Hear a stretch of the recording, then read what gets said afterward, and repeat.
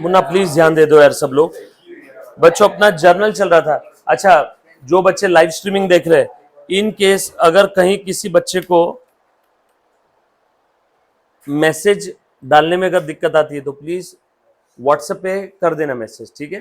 WhatsApp भी on है, ये भी ऑन है, तो कहीं पे भी आपका डाउट मिस नहीं होगा, राइट? लाइव स्ट्रीमिंग वाले बच्चे और रिकॉर्डेड वाले बच्चे ने सारी चीजें एज इट इज फॉलो करना है। चल मुन्ना स्टार्ट करेंगे हम लोग।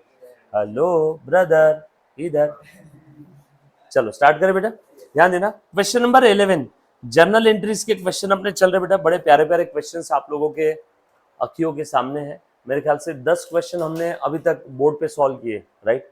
और इसके पहले भरपूर बेसिक्स ऑफ अकाउंट्स में हमने प्रैक्टिस की थी, है ना? बस उसी सिलसिले को आज और कंटिन्यू रखते हुए, मतलब इतने सारे क्वेश्चन सॉल्व करने की नींद में भी अगर आपको कोई बोले कि एंट्रीज पास करना है तो आपका आंसर आना चाहिए करेक्ट और जल्दी आना चाहिए। दो चीज चाहिए हमें, क्या चाहिए? एक्यूरेसी और स्पीड। बोलो बेटा कौन सी दो चीज? एक्यूरेसी और स्पीड। एक्यूरेसी है बट स्पीड बहुत स्लो है, कोई फायदे वाली बात नहीं। स्पीड बहुत ज्यादा है पर गलत हो रहा है तो भी कोई काम की बात नहीं है। डन, आ जाओ। सो हम लोग जर्नल एंट्रीज पास कर रहे बेटा, अच्छे से ध्यान से सुनना। मेरे ख्याल से काफी दिनों का ब्रेक हो गया ना आप लोगों का, बीच में 15 अगस्त आ गया था, संडे आ गया था, तो एक बार थोड़ा सा रिवाइज कर लेता हूँ। सब लोग अच्छे से ध्यान दो बेटा, राइट? है ना सारे बच्चे? और मेरे ख्याल से कुछ कुछ बच्चे एब्सेंट है। मालिक किधर थे आप? अच्छा, सर्दी हुई तो छुट्टी नहीं लेना बिल्कुल भी। जब तक नहीं फोन पे नहीं हुआ ना, iOS है ना? नहीं नहीं, तो एप्पल में तकलीफ आती है, लैपटॉप में मैं उसको बोल दूंगा ऑन करने का, है ना? अच्छा, लैपटॉप भी एप्पल का ही है, ऑनलाइन हो जाएगा उसके अंदर में लैपटॉप में। एक बार चेक करवा लेंगे कल, ठीक है? चलो ऐसे देखेंगे हम लोग अच्छे से। मेरे ख्याल से काफी दिनों का ब्रेक हो गया है। एक बार आपको कुछ चीजें और बता देता हूँ, वापस ध्यान से सुनना बेटा अच्छे से। देखो बच्चों, हम लोगों ने आज से कुछ समय पहले, आपको अगर याद आ रहा होगा तो, है ना? अच्छे से ध्यान देना बेटा, सारी चीजें आज तक जितनी भी पढ़ी है सब रिवाइज करवाता हूँ अच्छे से। आज से हमने कुछ समय पहले, मुन्ना ध्यान दे, रिवीजन जरूरी है दादा। मुझे बताओ बगैर रिवीजन के इंसान क्या ही कर लेगा? और सारी चीजें इधर फिट है बरोबर, सारी चीजें मैं मानता हूँ आप लोगों का ऑलरेडी 4-5 बार रिवीजन हो चुका है, 50 बार एक चीज हो गई है, बोर होता है कभी कभी। बट ऐसा है कि हमें उस हद तक पढ़ाई करना है कि 4 लोग बोले कि चलते फिरते भी अकाउंटिंग एंट्रीज पास कर रहा है, यस और नो? तो फिर हम लोग आउट ऑफ आउट के बारे में सोच सकते हैं। नहीं तो 90-95 तो कोई भी लेके आ जाता। पासिंग तो विदाउट कोचिंग क्लास भी आपकी हो ही जाती थी, तो आपने क्लास लगाया तो आउट ऑफ आउट के लिए लगाया होगा, है ना? और जो भी आपके डाउट्स है, हो सकता है कि आज आपकी मैच्योरिटी लेवल बढ़ गई हो, तो आज शायद कुछ हो आप और भारी के डाउट मुझे पूछो कि सर इसका लॉजिक बताओ, यस और नो? तो ध्यान देना अच्छे से। सो हमने आज से कुछ समय पहले अकाउंटिंग ये वाला सब्जेक्ट स्टार्ट किया था, राइट? अकाउंटिंग यानी आसान भाषा में क्या था? हिसाब किताब रखना, यस और नो? किसका हिसाब किताब रखते थे बता बेटा तो? सो हम फिनेंशियल ट्रांजेक्शन, कितनी गोड़ मूल गया एकदम, हंसत हंसते एकदम। तो फिनेंशियल ट्रांजेक्शन का हिसाब किताब अपन रखते थे। अच्छा, फिनेंशियल ट्रांजेक्शन यानी क्या होता है बेटा बताओ तो? जहां पे मनी और मनीज वर्थ में, है ना, ऑन इधर साइड अगर कुछ एक्सचेंज हो रहा है ना, आपकी लैंग्वेज में पैसा या पैसे की कीमत में कुछ आ रहा है, या पैसा या पैसे की कीमत में कुछ तो जा रहा है, या तो आ भी रहा है और जा भी रहा है। जैसे मैंने उधारी में माल खरीदा लेकिन पैसे दिए क्या अभी तक? नो। माल आ गया, यस, इनफ्लो हो गया, ट्रांजेक्शन है, यस। मैंने ये भाई साहब को जो देख रहे हैं ना स्क्रीन की तरफ, मैंने इनको माल बेचा, गौर से देखो इनकी तरफ, मैंने इनको माल बेच दिया उधारी में, बोलो पैसे आए अभी तक, लेकिन माल चला गया क्या? यस, आउटफ्लो हो गया क्या? ये भी ट्रांजेक्शन है। या फिर मैंने सोहम को माल दिया और उससे पैसे ले लिए, आउटफ्लो भी हो गया, पैसा है पैसे की कीमत में, पैसे की कीमत में क्या आउटफ्लो हुआ? माल, और पैसे आ गए क्या? यस। सो मनी और मनीज वर्थ में या तो इनफ्लो हो रहा है या तो आउटफ्लो हो रहा है, या तो इनफ्लो और आउटफ्लो दोनों भी हो रहा है। इन तीनों में से कोई एक कंडीशन भी अगर फुलफिल होती है गाइस, तो हम लोग उस सिनारियो को प्यार से क्या बोलने वाले हैं? Financial transaction. और उस फिनेंशियल ट्रांजैक्शन की हम लोग क्या करते हैं बेटा? उस फिनेंशियल ट्रांजैक्शन की हम लोग रिकॉर्डिंग करने वाले, उस फिनेंशियल ट्रांजैक्शन को बुक्स ऑफ अकाउंट्स में लिख करके रखने वाले। क्योंकि सारे फिनेंशियल ट्रांजैक्शन तो मैं मेमोराइज करके रख सकता हूं, मैं क्या रोबोट हो गया? चिट्ठी, यस और नो? याद है रजनीकांत का मूवी, एक बार ऐसी बुक देख लेता था और उसको याद हो जाती थी, वैसा तो रहेगा नहीं। So we have to record all these financial transaction at some place. उस जगह को हम लोग प्यार से बोलते हैं बुक्स ऑफ अकाउंट्स। आज के टाइम पे मुन्ना, अगर मैं कोई भी धंधे की बात करूं, कोई भी धंधा ले लो या कोई सरकारी ऑर्गेनाइजेशन ले लो या कोई not for profit making organisation ले लो, एनपीओ, यस और नो, एनजीओ है ना काफी सारे, दगड़ू सेठ मंदिर हलवाई, दगड़ू सेठ हलवाई ट्रस्ट, उसके बाद मंदिर, मस्जिद, चर्च, यूनिवर्सिटीज, काफी सारे ऐसे हॉस्पिटल्स है जो फ्री में सेवा देते हैं, उनको भी अकाउंटिंग करना है। अकाउंटिंग से कोई बच नहीं पाया। जहां पे पैसा या पैसे की कीमत में इनफ्लो या आउटफ्लो हो रहा है, फिर वो चाहे धंधा हो, चाहे मंदिर मस्जिद चर्च हो, अकाउंटिंग तो उन्हें करना ही होगा। पैसा या पैसे की कीमत में ऑन ईदर साइड अगर कुछ एक्सचेंज होता है, ऑन ईदर साइड का मतलब होता है या तो इनफ्लो या तो आउटफ्लो, या तो इनफ्लो आउटफ्लो दोनों, इन तीनों में से कोई एक भी चीज अगर हो रही है तो उस सिनारियो को क्या बोलेंगे Munna? Financial transaction. And we have to record such financial transaction. कैसे रिकॉर्ड करना है? With the help of rules of accounting. देखो यार, अकाउंटिंग तो आप लोग भी करते हो, बचपन से पॉकेट मनी मिल रही तो आप भी तो डायरी में लिख करके रखते हो ना, मम्मा ने इतने पैसे दिए, इतने पैसे यहाँ खर्चे कर दिए। सोहम करता ही नहीं करता है अकाउंटिंग? अब जैसे मान लो सोहम के पापा ने उसको पॉकेट मनी दे दिया महीने के पहली तारीख को 5000 का, यस और नो। अब सोहम ने खर्चा किया, सोहम ने ट्रैवलिंग, पीएमटी से ट्रैवल करता था, महीने का खर्चा हो गया उसका 1000 रुपए, माइनस कर दिए, यहाँ पे लिख दिया पीएमटी ट्रैवलिंग। बाद में सोहम उसकी स्कूल के सामने पानीपुरी खा रहा है, पानीपुरी का महीने का खर्चा हो गया 500 रुपए का, वो लिख दिया पानीपुरी। सोहम उसकी गर्लफ्रेंड के साथ मूवी देखने गया, उसके लिए खर्चा हो गया 700 रुपए, और सोहम ने यहाँ पे लिख दिया मिसलेनियस एक्सपेंस। अब वो थोड़ी लिखेगा डायरेक्टली किसके साथ मूवी देखने गया, क्यों गया, तो यस और नो, डांट पड़ेगी नहीं तो मम्मा से कि अभी से बहू के साथ मूवी देखने जा रहा है तो, यस और नो। तो फॉर एग्जाम्पल ये सब खर्चे हो गए। बोलो बैलेंस कितना बचा सोहम तेरे पास में बेटा? अभी 1000 चला गया, 1500, 3500 और 700, ये कितना बेटा? यहाँ पे कितना बचा है? 2800, 2800। तो सोहम ने अभी अभी अकाउंटिंग किया, ये भी अकाउंटिंग ही है। आपके मम्मा पापा भी घर पे हिसाब किताब रखते हैं तो वो भी अकाउंटिंग है, बट ये सिस्टमेटिक वे में अकाउंटिंग है क्या? नो। हम लोगों को अकाउंटिंग कैसी पढ़नी है? Systematic way of accounting. और सिस्टमेटिक वे ऑफ अकाउंटिंग कैसी होती है? With the help of rules of accounting. ठीक है, थोड़ा बहुत हंसी मजाक चलता है ना भाई, उतना अपनी चार दीवारी में रहेगी बात, टेंशन मत लो। ठीक है, आ जाओ। तो हम लोगों को with the help of rules of accounting, yes और नो, इनको मद्देनजर रखते हुए हम लोगों को ट्रांजैक्शंस को रिकॉर्ड करना है। कुछ बात समझ में आ रही है क्या? और ये अकाउंटिंग के रूल्स हमें किसने बताए? ल्यूका डी बार्गो पैसियोली, जो कौन है? पापा, फादर ऑफ अकाउंट्स। कब बताए थे इन्होंने? करीब करीब 1494 में, 14वीं शताब्दी के एंडिंग में इन्होंने अकाउंटिंग के रूल्स बनाए। क्या उसके पहले भारत में अकाउंटिंग नहीं होती थी? क्या होती थी? चाणक्य के राज में 12वीं शताब्दी में भी अकाउंटिंग होती थी, लेकिन हम लोग अब ठहरे, अंग्रेज चले गए और क्या छोड़ के गए? Double entry system. वैसा चाणक्य भी अकाउंटिंग करता ही था, चाणक्य ने भी अकाउंटिंग के रूल्स बताए थे, यस और नो। बट हम लोग क्या फॉलो करते हैं? English method. और इंडिया में जो अकाउंटिंग होती थी पहले वो होता था देशी नामा, है ना, रोजमेट, जमान आवे का सिस्टम। तो हम लोगों को इंडियन अकाउंटिंग सिस्टम पढ़ना है या इंग्लिश सिस्टम? उसी को हम लोग क्या बोलते हैं प्यार से? डबल एंट्री सिस्टम, यस और नो। अब ये डबल एंट्री सिस्टम क्या होता है बता दो, बट पहले थोड़ा बहुत हम लोग बेस क्लियर कर लेते। सो ये बात समझ में आई सभी को? So we have to record all the financial transactions of the business with the help of rules of accounting. ये कुछ बात समझ में आ रही सभी को? यस और नो। आपको एक चीज बताऊं, मैं कॉमर्स स्टूडेंट है ना, बहुत ही नवाब आदमी है। अब आपको फील हो रहा होगा, आपने बेसिक्स ऑफ अकाउंट्स इसके पहले पढ़ा, आपने एंट्रीज पास की, हर क्वेश्चन में पहला ट्रांजैक्शन कौन सा होता था? अरे बताओ तो जरा मुझे। Started a business with cash 10,000, जेब में फूटी कौड़ी भी थी क्या उस समय? फिर भी आप पहली एंट्री कौन सी पास करते हो? Started a business with cash rupees 1,10,000।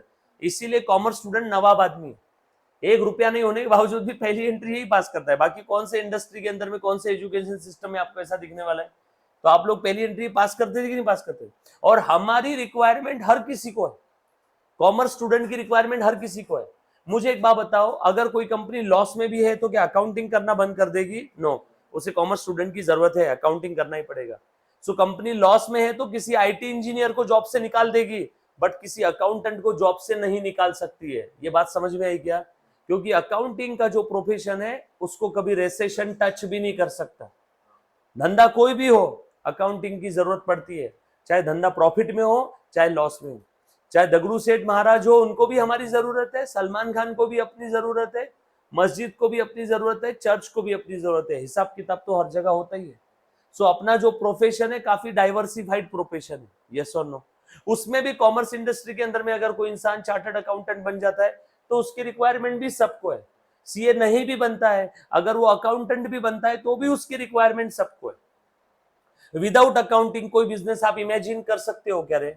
वो छोड़ो, पीएम केयर फंड कोविड के दौरान में अरबों रुपए इन्होंने पीएम केयर फंड में जमा किए, क्या उसका अकाउंटिंग नहीं हुआ होगा?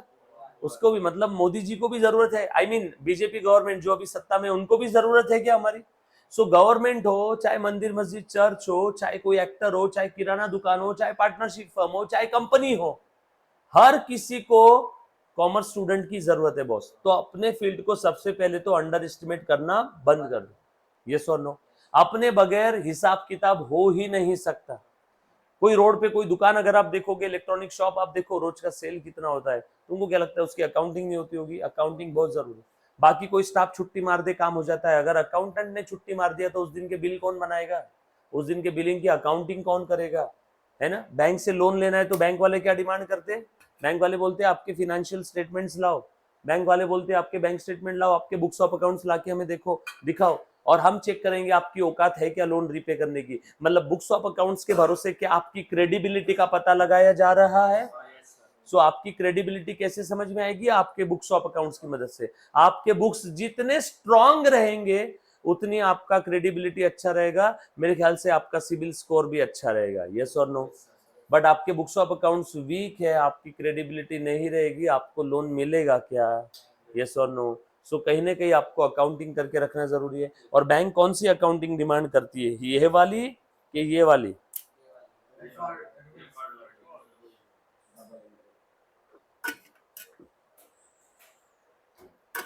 सिस्टमेटिक वे ऑफ अकाउंटिंग ना। आ जाओ थोड़ा सा आगे बढ़ते, मुन्ना ध्यान देना अच्छे से। सो आपने ये तो समझ लिया कि बिजनेस में जो कोई भी फिनेंशियल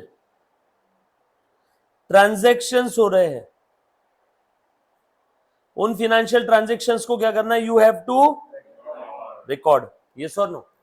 वो सारे ट्रांजैक्शंस को हम लोग कैसे रिकॉर्ड करने वाले हैं? With the help of rules of debit and credit. ये डेबिट क्रेडिट क्या है? बेसिकली आपको अगर याद आ रहा होगा, ये नहीं बड़ी क्या बेटा डेबिट क्रेडिट, कौन बच्चा ट्राई करेगा? डेबिट क्रेडिट क्या है? Type of account. अब समझा क्यों रिवीजन की जरूरत है? तुम debit and credit are just sides of accounts, yes और नो। हुआ क्या था, ध्यान से सुनना जरा। No no no, debit and credit are just sides of the accounts. होता क्या था, देखो आप लोग भी हिसाब किताब लिखते हो ना, ये देखो मम्मा से पैसे आ गए 1000 रुपए, उसमें से आपने खर्चा किए 100 और खर्चा किए 200, किस किस पर्पस के लिए खर्चा किया आप लिख लेते हो, और खर्चा किए 300, बचे कितने? 400, यस और नो। ये भी अकाउंटिंग है, बरोबर है क्या? आपने आपके दोस्त को पैसे दिए, वो लिख दिए, 300 रुपए फ्रेंड को दिए, लिख लिया। आप याद तो नहीं रखोगे। सब्जी बेचने वाला भी अकाउंटिंग करता है, ठेले वाला, आलू ले लो कांदा ले लो, जो सुबह आता है ना, वो भी अकाउंटिंग करता है, बट वो डेबिट क्रेडिट के रूल्स यूज करके अकाउंटिंग नहीं करता है, वो अनसिस्टमेटिक वे में अकाउंटिंग करता है। गावरान तरीका, यस और नो। अनसिस्टमेटिक वे से अकाउंटिंग हम लोगों को नहीं सीखना है। वो तो आपको आ जाएगा, आपके पास आए 10 लाख रुपए, आपने कहां उसमें को खर्चा किया, आपने माइनस कर दिया, बैलेंस इतना बचा, ये भी हिसाब किताब रखना ही है। समझ में आया क्या? बट ये सिस्टमेटिक वे ऑफ अकाउंटिंग नहीं है। सब्जी वाला पान वाला भी ये रिकॉर्डिंग करता ही है, तो मतलब क्या वो सिस्टमेटिक वे ऑफ अकाउंटिंग है क्या? नो। वो कैसे कर रहा है? कितना पैसा आया, कितना पैसा गया, दैट्स इट, बस इतना ही वो लिखता है। हम लोग आपके बिजनेस के हर ट्रांजैक्शन का अकाउंटिंग करने वाले, each and every transaction of the business, जहां पे कैश इन्वॉल्व हो चाहे कैश इन्वॉल्व ना हो। कुछ बात समझ में आई सभी को? यस और नो। सो ध्यान देना, ल्यूका डी बार्गो पैसियोली है ना, जो फादर ऑफ अकाउंट्स थे, उन्होंने 1494 में उन्होंने एक अकाउंटिंग सिस्टम इजाद किया। वो क्या करते थे मालूम है क्या? वो लेफ्ट साइड में कुछ आइटम लिखते थे, देखो ये लेफ्ट हैंड साइड, ये right hand side. Latin term में लेफ्ट साइड को डेबायर बोलते थे, डेबायर विच मीन्स टू लेफ्ट, तो वहां से शॉर्ट फॉर्म पैदा हुआ डेबिट। राइट साइड को क्रेडायर बोलते थे, राइट साइड को लैटिन टर्म में, तो वहां से हमारा शॉर्ट फॉर्म क्या आया, credit. So debit and credit are just two sides of an account. और ये जो टी शेप फॉर्मेट दिख रहा है ना, इसको हम लोग क्या बोलते हैं, अकाउंट। अकाउंट मतलब क्या, summary of related information at one place in a T shape format. मान लो ये राम अकाउंट है, राम का अकाउंट है, आप बैंक में जाते हो, बैंक में आप क्या ओपन करते हो, अकाउंट। तो बैंक वालों को जब भी आप आपका अकाउंट नंबर बताते हो, तो उनके कंप्यूटर की स्क्रीन पे आपका अकाउंट, मान लो आपका नाम है रमेश, तो बैंक वालों की स्क्रीन पे ऐसा दिखेगा, रमेश अकाउंट। अब इस अकाउंट में जो भी इंफॉर्मेशन रहेगी लेफ्ट साइड में और राइट साइड में, वो सारी इंफॉर्मेशन किससे रिलेटेड रहेगी, ऑब्वियसली जिसका अकाउंट है उससे रिलेटेड। मतलब किससे रिलेटेड, रमेश से रिलेटेड। सो हम लोग बोलेंगे summary of related information at one place in a T shape format. Related information, summary of related, RELATED, related, related to what, related to Ramesh, related to Ramesh. Ramesh से रिलेटेड सारी इंफॉर्मेशन एक जगह पे in a T shape format is called as Ramesh account. Car से related सारी information एक जगह पे in a T shape format, car account. कुछ बात समझ में आ रही क्या, तो अकाउंट मतलब क्या, summary of related information at one place in a T shape format, left side debit side, right side credit side.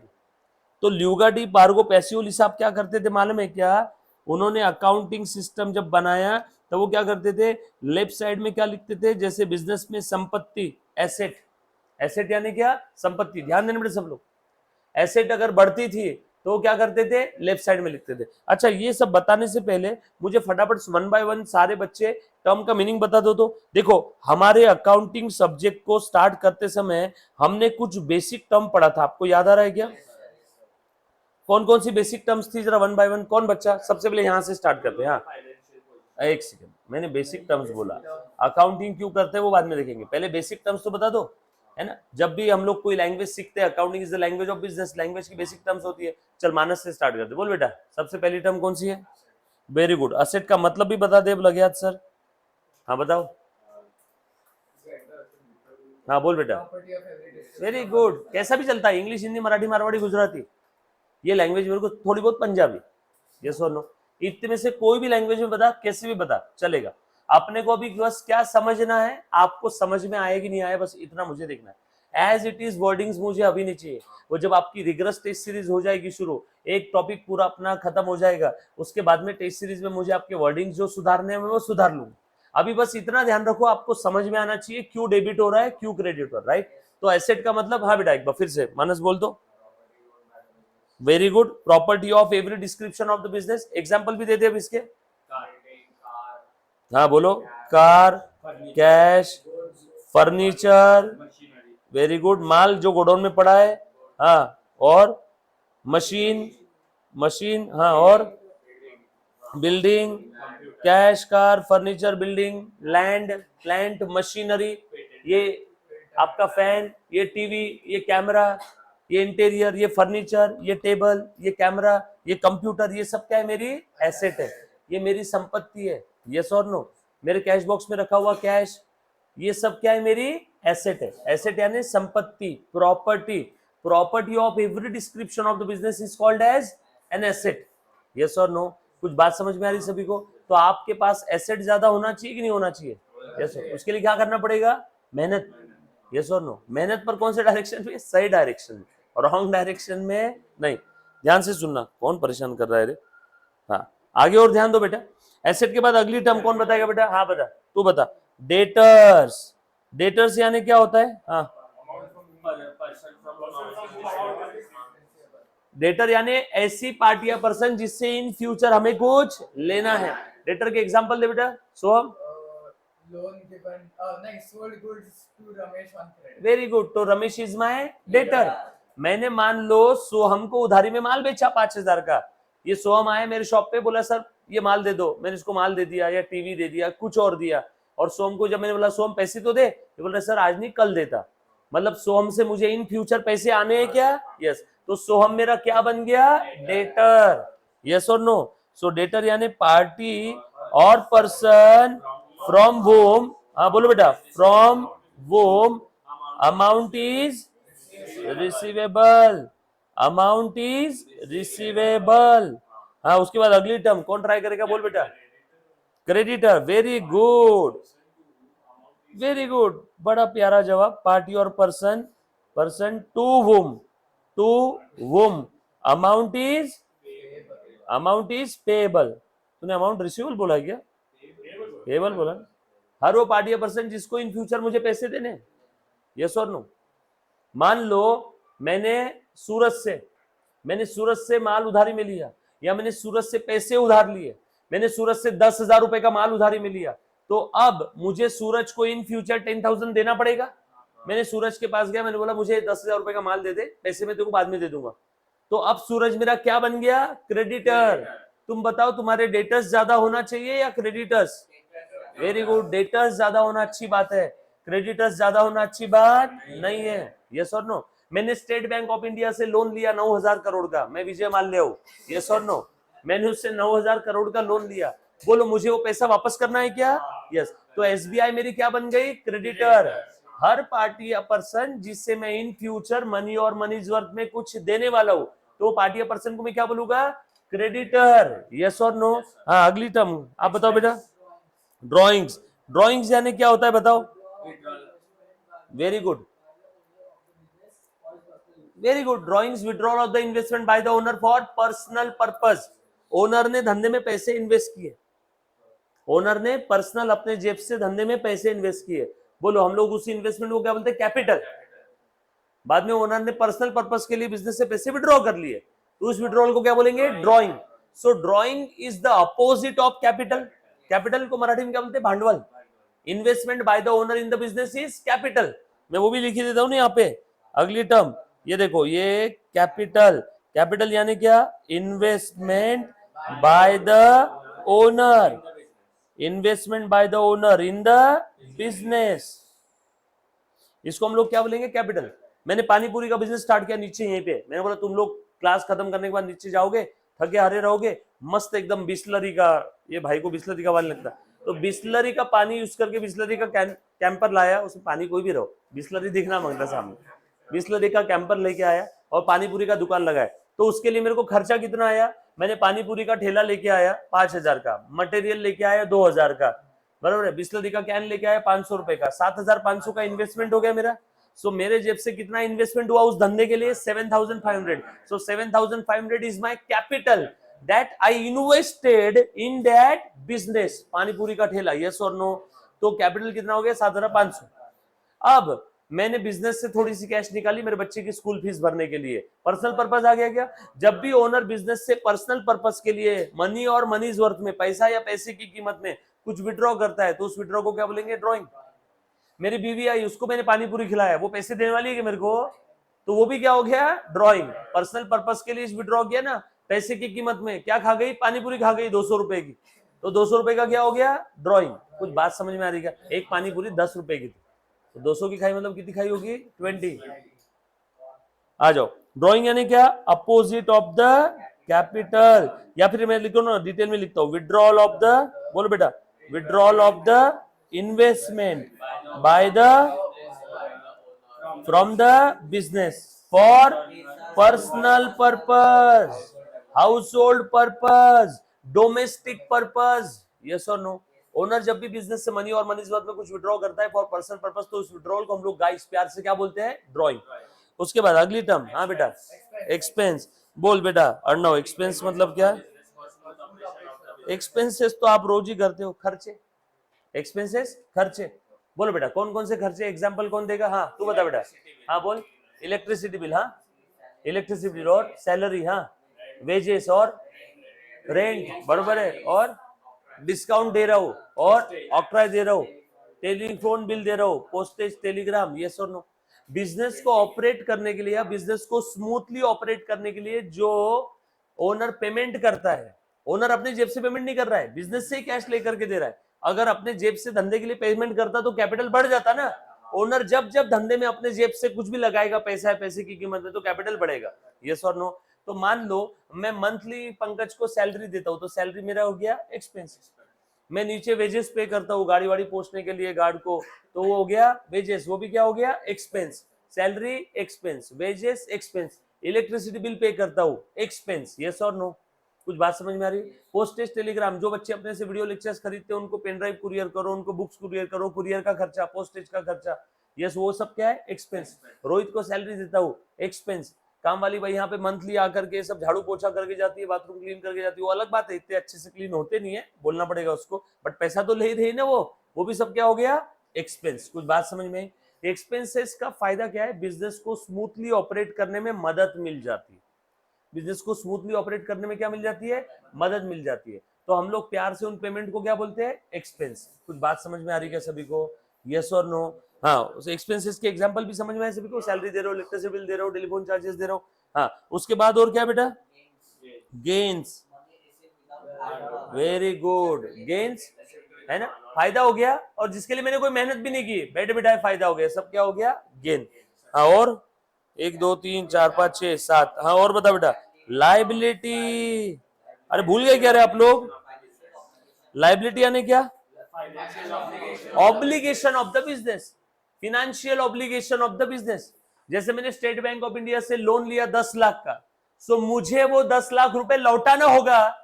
वो 10 लाख रुपए क्या है मेरे लिए? लाइबिलिटी। और स्टेट बैंक ऑफ इंडिया मेरी क्या है? क्रेडिटर। 10 लाख का जो लोन लिया है, लोन इज माई लाइबिलिटी, और वो लोन जिस पार्टी या पर्सन को मैं देने वाला हूं, वो पार्टी या पर्सन मेरा क्या है? क्रेडिटर। सो लाइबिलिटी क्या है? Basically financial obligation of the business. और बताओ बेटा फटाफट से। वेरी गुड, इनकम सबका फेवरेट है। Operating receipt of the business. Business को स्मूथली ऑपरेट करने के बाद जो भी हम लोगों को पेमेंट मिल रहा है, वो सब ऑपरेटिंग रिसीट क्या है बेटा? मेरे लिए इनकम है। जैसे मैं माल बेच रहा हूँ, इनकम। वीडियो लेक्चर्स बेच रहा हूँ, इनकम। आपसे जो फीस आती है वो इनकम। मैं ऑडिट की फीस लेता हूँ क्लाइंट से, इनकम। मुझे ब्याज आता है महीने के महीने, इनकम। मुझे रेंट मिलता है मंथली, इनकम। यस और नो? तो इनकम और एक्सपेंस के बीच में फर्क समझ में आया सभी को? All set? ये सारी बेसिक टर्म्स क्लियर है क्या रे? कौन कौन सी? देखो बोला असेट, डेटर्स, ड्राइंग। 3 हो गया, 4 5 6 7 8 9, एक बची है कोई तो भी। लॉसेस। लॉस क्या है बेटा? आउटफ्लो हो गया बिजनेस से, बट कोई बेनिफिट नहीं मिला। आग लग गई, माल जल गया, बट कोई बेनिफिट नहीं मिला, है ना? Loss due to fire. अब इसके अंदर में कभी कभी हो सकता है इंश्योरेंस क्लेम आपको मिल गया, तो आपका लॉस उतने से कम हो जाएगा। मानस समझ रहा है मैं तेरी तरफ क्यों देख रहा हूं? अगर लॉस हो गया और इंश्योरेंस क्लेम मिल गया तो लॉस कम हो जाएगा। यही डाउट था ना आपका एक क्वेश्चन में? आएगा बेटा वो भी, अभी हम लोग देखेंगे, राइट? अभी ध्यान देना अच्छे से सब लोग। ये कुछ बेसिक टर्म्स आपको समझ में आई क्या? कौन कौन सी बेसिक टर्म है बताओ तो जरा। Assets, drawing, debtors. बेटा आदित्य, ये सब पुराने मजे हुए खिलाड़ी है, इसलिए फटाफट से जवाब दे रहे, तो ऐसा टेंशन मत ले। आप अनु, आप ये सब बच्चे काफी बार, 50-100 बार ये चीज सुन चुके हैं मेरे मुंह से, तो इसलिए ये बच्चे ऐसे फटाफट जवाब दे रहे। कोई ऐसा अपने आप को अंडर एस्टिमेट मत करना। आदित्य, सूरज, यस और नो? बेटा आपका नाम? सोहम। अच्छा सोहम दो। तो प्लीज अंडर एस्टिमेट मत करना। जब आप लोग ये चीज बार बार जब आप प्रैक्टिस करोगे, मैं करवा के लूंगा और एक बार कुछ बच्चे अपने पास में जब ज्वाइन करेंगे 1 सितंबर में, तब उस समय में कुछ आप लोगों को प्रैक्टिस करने के लिए पीछे बिठा दूंगा। तब मुझे एक बार बेसिक वैसे भी लेना ही है ना, 1 सितंबर को। तब आप लोगों का वापस ये चीज हो जाएगी, तो आप लोगों का भी इनके लेवल पे आ जाएगा थोड़े दिनों में। तो घबराना मत, अपने आप पे भरोसा रखना। कहीं पे भी जहां कहीं पे टेंशन है, मुझे बोल देना कि यार सर ऐसा ऐसा टेंशन आ रहा है ना। और ये बच्चे जवाब इसलिए दे पा रहे क्योंकि इन्होंने ऑलरेडी वो चीज पढ़ी है और ये सॉल्व की है। सही बोल रहा हूं मैं? तो ध्यान देना बेटा। Asset, drawing, debtors, expenses and losses. Asset, drawing, debtors, expenses and losses. और कौन से? एसेट के अपोजिट क्या है? लायबिलिटी। अच्छा क्या बोला मैंने? एसेट के अपोजिट है। एसेट यानी संपत्ति, प्रॉपर्टी। लायबिलिटी उल्टा लोगों को देना है। यस और नो? ड्रॉइंग के अपोजिट क्या है? कैपिटल। डेटर्स के अपोजिट क्या है? क्रेडिटर्स। एक्सपेंस के अपोजिट इनकम। लॉसेस के अपोजिट गेन्स। चेक करो तो यही 10 टर्म हमने पढ़ी क्या अभी ऊपर में? यस और नो? कौन कौन सी 10 टर्म से बताओ बेटा एक बार। एसेट्स, ड्रॉइंग, बोलो बेटा सब लोग बोलो, सब लोग बोलो। Assets, drawing, debtors, expense and losses. बाद में एसेट के अपोजिट लायबिलिटी, ड्रॉइंग के अपोजिट कैपिटल, डेटर्स के अपोजिट क्रेडिटर। डेटर्स पार्टी या पर्सन पैसे लेना है, क्रेडिटर्स पार्टी और person to whom amount is payable, है ना। एसेट के अपोजिट लायबिलिटी, ड्रॉइंग के अपोजिट कैपिटल, एक्सपेंस के अपोजिट इनकम, लॉसेस के अपोजिट गेन। ये 10 टर्म समझ में आई क्या सभी को? किसी बच्चे को इसमें कोई डाउट, समस्या, आपत्ति? Easy PG. अब ध्यान से सुनना। अब थोड़ी देर पहले जो मैं बता रहा था ना, ये देखो अकाउंट मैंने बनाया था, फिर बीच में हमने टर्म्स चालू कर दी थी। तो ल्यूका डी बार्गो पैसियोली क्या करता था? ध्यान से सुनना बेटा। वो क्या करता था, जब भी ये टाइप के कोई अकाउंट्स, कौन कौन से? एसेट, ड्रॉइंग, डेटर्स, एक्सपेंसेस और लॉसेस, जब भी ये टाइप के कोई अकाउंट्स इंक्रीज होते थे, जब भी ये टाइप के कोई अकाउंट्स इंक्रीज होते थे, तो वो कहां लिखता था? लेफ्ट साइड में, है ना। लेफ्ट साइड में लिखता था, उसको हम लोग क्या बोलते हैं? Debit side. अगर ये टाइप के कोई अकाउंट हो रहे तो वो क्या करता था? डेबिट करता था, या डेबिट साइड में लिखता था, या फिर ऐसा कह सकते हैं हम लोग, उन अकाउंट को डेबिट करना, या लेफ्ट साइड में लिखना, या डेबिट करना, या लेफ्ट साइड में लिखना। यस और नो? और जब भी इस टाइप के अकाउंट डिक्रीज होते थे तो वो राइट साइड में लिखता था, यानी वो क्या करता था? क्रेडिट करता था। यस और नो? सर अब उसने लेफ्ट साइड में क्यों लिखा? उस समय उसने लेफ्ट साइड में लिख दिया, तो वहां से वो रीति रिवाज हो गया कि asset, drawing, debtors, expense, losses बढ़ रहे तो डेबिट करो। जैसे भारत के अंदर में हर कोई लेफ्ट साइड से चलता है और आने वाला राइट साइड से, बट वही दुबई की बात करूं, यूएस की बात करूं, तो ये रूल बिल्कुल उल्टा है। दुबई में राइट हैंड ड्राइव है, हर कोई राइट साइड से चलता है और आता लेफ्ट साइड से। तो कोई सही गलत बोल सकते हैं क्या किसी को? नो, दोनों भी सही है अपनी अपनी जगह पे। यस और नो? तो ये सब बस कस्टम्स एंड कन्वेंशन है, चाली रीति, रूढ़ी, परंपरा। यस और नो? तो पैसियोली साहब क्या करते थे, जब asset account, drawing account, debtor का कोई अकाउंट, एक्सपेंस का कोई अकाउंट, लॉसेस का कोई अकाउंट इंक्रीज होता तो कहां लिखते थे? डेबिट साइड में। मतलब वो ये टाइप के अकाउंट जब बढ़ते थे तो उनको क्या करते थे? डेबिट। और ये टाइप के अकाउंट अगर कम होता है बिजनेस में तो क्रेडिट। सर बढ़ना है कम होना मतलब, जैसे मान लो मेरे पास कैश आ गई, कैश ये क्या है? एसेट। मेरे पास कैश आ गई तो कैश इंक्रीज हो गई, एसेट इंक्रीज हो गई ना, तो मैं कैश को क्या करूंगा? डेबिट। मैंने सैलरी पे किया इसको और कैश चली गई, 50,000 रुपए की सैलरी है, महीना खत्म हो गया, ये ले भैया तेरी सैलरी, 50,000 रुपए दे दिए, मेरे पास से कैश चली गई। कैश चली गई तो कैश नाम की एसेट क्या हो गई? कम। तो कैश को क्या करूंगा? क्रेडिट। मैंने कार खरीदा, कार ये क्या है? एसेट। कार खरीदा तो मेरे बिजनेस में कार आ गई, कार इंक्रीज हो गई क्या? और कार बेच दी तो कार चली गई, तो कार डिक्रीज हो गई क्या? सो कार अगर बढ़ती है तो कार को डेबिट करो, कार कम होगी तो कार को क्रेडिट। अरे कुछ बात समझ में आ रही है सब लोगों को? यस और नो? बिजनेस में मैं एम्प्लॉय को सैलरी दे रहा हूं, सैलरी की वजह से मेरे खर्चे बढ़ रहे हैं क्या? तो सैलरी अकाउंट क्या होगा? डेबिट। उसके बाद में मेरे बिजनेस में लॉसेस बढ़ रहे हैं, आग लग गई, माल जल गया, लॉस बढ़ा या कम हुआ? लॉस बढ़ गया, तो लॉस को क्या करूंगा? डेबिट। लॉस हो गया था 100 का, 100,000, इंश्योरेंस कंपनी ने 70,000 का क्लेम दे दिया, तो बोलो लॉस बढ़ा या कम हुआ? लॉस कम हो गया, तो उस लॉस को क्या करूंगा? क्रेडिट। कुछ बात समझ में आ रही क्या? यस और नो? तो ऐसा कुछ पैसियोली साहब करते थे। अब इसके अपोजिट क्या बेटा? Liability, capital, creditors, income, gain, ये टाइप के अकाउंट जब बढ़ते थे तो वो कहां लिखते थे? राइट साइड में। वो क्या करते थे? क्रेडिट। कम होते थे तो डेबिट। तो मैंने एक सिंपल सा रूल बना। रूल क्या है बेटा? देखो ध्यान से सुनना। सो रूल बहुत सिंपल है।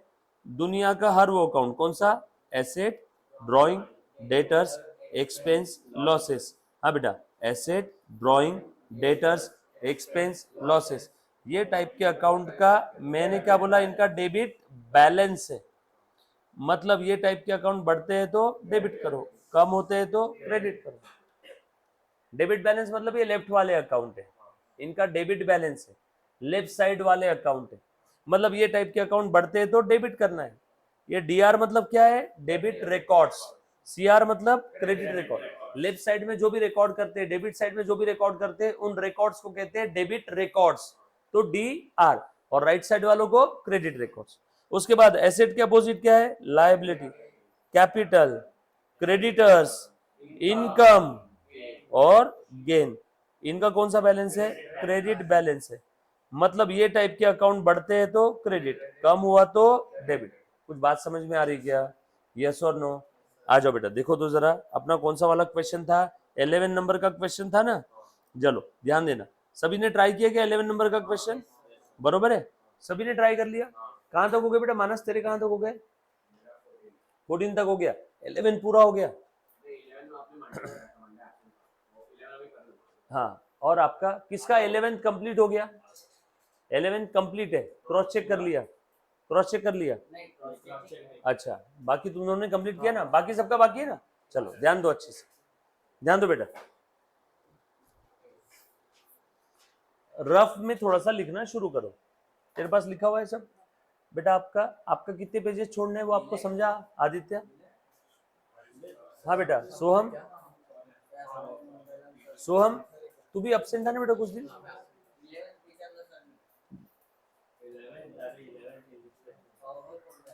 सर सिंगल एंट्री सिस्टम है ना, आगे रहेगा ना, आगे आएगा ना भाई। अभी पहले डबल एंट्री पढ़ते फिर सिंगल एंट्री। हाँ, अकाउंट्स का भी सेपरेट चैप्टर है। Final account done. सब लोग साथ में? अच्छा, जो बच्चे लाइव स्ट्रीमिंग देख रहे हैं, आप सभी के पास में सॉफ्ट कॉपी है बेटा एक क्वेश्चन की, राइट? आपने भी रफ में लिखना है बेटा पीछे से, है ना? अभी ध्यान दो कैसे एंट्रीज करते हैं, ध्यान दे बेटा। गायत्री अच्छे से ध्यान दे। देखो क्या बोला है निधि, क्या बोला है? Pass the journal entry. Journal entry करना है मतलब अकाउंटिंग एंट्री मारनी है। बिजनेस के जो भी ट्रांजेक्शन्स हो रहे हैं उन्हें रिकॉर्ड करना है बुक्स ऑफ अकाउंट्स में। उस प्रोसेस को कहते हैं जर्नलाइज करना। और जिस बुक में ये हम लोग ट्रांजेक्शन रिकॉर्ड करते हैं उस बुक को क्या बोलते हैं? Journal entry. यस और नो? Journal entry book. देखो मैं ट्रांजेक्शन रिकॉर्ड कर रहा हूं, कौन कौन से, देखो क्या बोला इन्होंने? Pass the journal entries for the following transactions.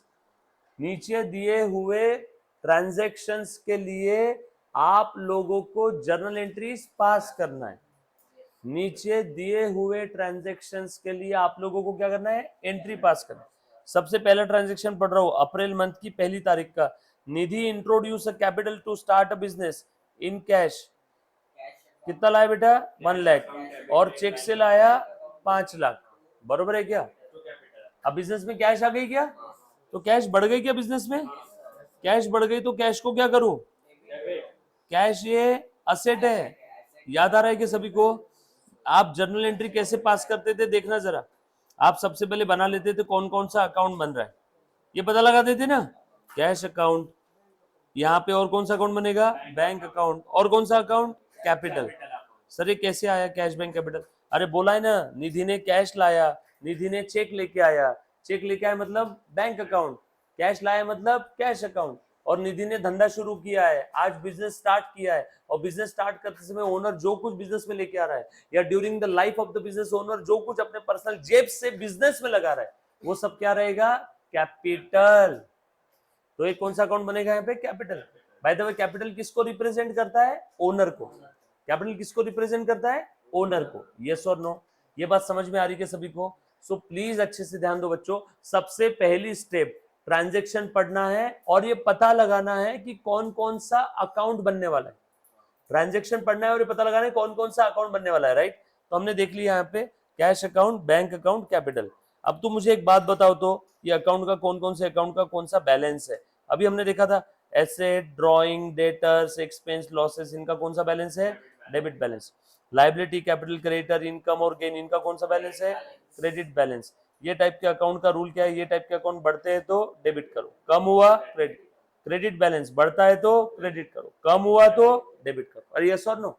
Aditya ध्यान दे बेटा। हाँ आदित्य, सूरज, अनु, गायत्री ध्यान दे बेटा अच्छे से। सो यहाँ पे कैश ये कौन सा अकाउंट है बताओ तो जरा। कैश ये असेट है, ड्रॉइंग है, डेटर्स है, expense, losses, liability, capital, creditor, income, gain. Cash ये असेट है, कैश संपत्ति है ना हमारे लिए। कैश ये असेट है, एसेट का कौन सा बैलेंस है? Debit balance. मतलब ये अगर बढ़ती है तो डेबिट करो, कम हुआ तो इसीलिए मैं यहाँ पे लिखता हूँ कैश अकाउंट के सामने इसका बैलेंस कौन सा है, डेबिट बैलेंस। कैश बढ़ रही है तो डेबिट, कम हुआ तो क्रेडिट। अच्छा, ये बढ़ना या कम होना कहाँ से समझ में आएगा, ट्रांजैक्शन से। ट्रांजैक्शन पढ़ो, मातृभाषा में कन्वर्ट करो, समझ में आ जाएगा कौन सा अकाउंट बढ़ रहा है कौन सा कम हो रहा है। अच्छा मुझे एक बात बताओ, ये बढ़ना है कम होना किसके पॉइंट ऑफ व्यू से देखेंगे, बिजनेस। ओनर ने बिजनेस में कैश लाया तो ओनर की जेब से कैश कम हो गया, लेकिन बिजनेस में कैश बढ़ गया। हमें ओनर के पॉइंट ऑफ व्यू से देखना है, धंधे के, बिजनेस के, धंधे के पॉइंट ऑफ व्यू से। यस और नो, ओनर चूल्हे में गया, बिजनेस में कैश बढ़ गई ना, कैश बढ़ गई तो उसे क्या करेंगे, डेबिट। ऊपर जाने वाला एरो क्या है बेटा यहाँ पे, डेबिट। सो डेबिट होगा कि क्रेडिट होगा, हमने देख लिया। उसके बाद में बैंक बैलेंस, ये भी क्या है, एसेट। एसेट का कौन सा बैलेंस, तो यहाँ पे भी लिख दूं क्या, ओनर ने बिजनेस में चेक लेके आए तो बिजनेस का बैंक अकाउंट भी बढ़ा कि नहीं, बढ़ गया तो क्या करेंगे, डेबिट। ओनर ने कैपिटल लेके आया, बोलो बेटा कैपिटल का कौन सा बैलेंस है, कैपिटल। लाइबिलिटीज कैपिटल, कैपिटल का क्रेडिट बैलेंस, तो यहाँ पे भी लिख दूं क्या, क्रेडिट बैलेंस। कैपिटल बढ़ता है तो क्रेडिट, कम हुआ तो डेबिट। बिजनेस में कैपिटल आया, बढ़ गया। कितनी लाया था बेटा कैश, बताओ तो, और चेक कितने का लाया था, 6 लाख। और टोटल कैपिटल कितना हो गया, डेबिट 1 डेबिट 5 क्रेडिट, टोटल कितना हो गया 6 लाख। ओनर ने बिजनेस में लाए 6 लाख, थोड़ा सा लाया कैश के फॉर्म में, थोड़ा सा लाया चेक के फॉर्म में, तो टोटल कैपिटल कितना हो गया उसका, इन्वेस्टमेंट 6 लाख। कुछ बात समझ में आई क्या। बट आप लोग इसको एंट्री के फॉर्मेट में कैसे लिखते हो, ये तो अपने मन में चलेगा ना, हम लोगों को तो इसको एंट्री के फॉर्मेट में लिखना है। बोलो डेबिट क्या हुआ, डेबिट हुआ कैश, डेबिट हुआ बैंक, और क्रेडिट क्या हुआ, कैपिटल। तो ऐसे लिखेंगे आप लोग, cash account will be debited, bank account will be debited to, थोड़ा सा स्पेस देना नीचे और लिखना टू कैपिटल अकाउंट। कैश कितना था 1 लाख, चेक कितने का था, और कैपिटल कितने का है, देखो तो जरा एक बार स्क्रीन पे, ये है आपका डेबिट कॉलम, इसमें डेबिट वाली फिगर और इसमें सारी क्रेडिट वाली, ये पर्टिकुलर्स और ये डेट, ये कुछ ऐसे ही आप लिखते हो, और उसके बाद नीचे आप ट्रांजैक्शन का नरेशन लिखोगे। लिख दूं क्या, being business started with cash and cheque. Narration is a short and sweet explanation of the transaction. Future में कल चल के वो ट्रांजैक्शन किस चीज का था तो वो कैसे समझेगा, नरेशन। कुछ बात समझ में आई, पक्की बात, थोड़ा बहुत 1-2%। आदित्य डोंट वरी, मैं सितंबर में वापस बेसिक लेने वाला हूँ। कर लिया, खुद से कर रहा है, वेरी गुड यार। गायत्री तूने किया बेटा, नहीं किया, अभी लिख रही है, साथों साथ लिखा, पेंडिंग मत रखो, हिम्मत नहीं हारना बेटा, बस साथ साथ में लिखना है सारी चीजें, नहीं तो पता चलो तुम्हारी बुक ही कंप्लीट नहीं है। पहला वाला ट्रांजैक्शन हो गया क्या, दूसरा purchase goods against cash,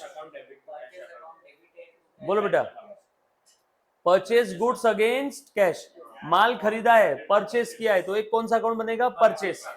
purchase का कौन सा बैलेंस है, डेबिट बैलेंस, क्योंकि परचेज ऑफ गुड्स मतलब ये असेट हो गया ना, असेट का डेबिट बैलेंस, तो परचेज का भी डेबिट बैलेंस। यस और नो। और मानस, माल जब जल जाता है तो हम लोग सेल तो दिखा नहीं सकते, तो एक काम करो, परचेज को कम कर दो। यस और no.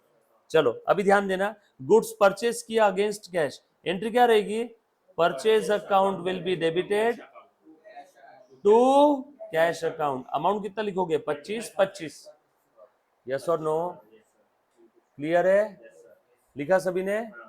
Narration, goods purchase for cash, sorry being goods purchased for cash.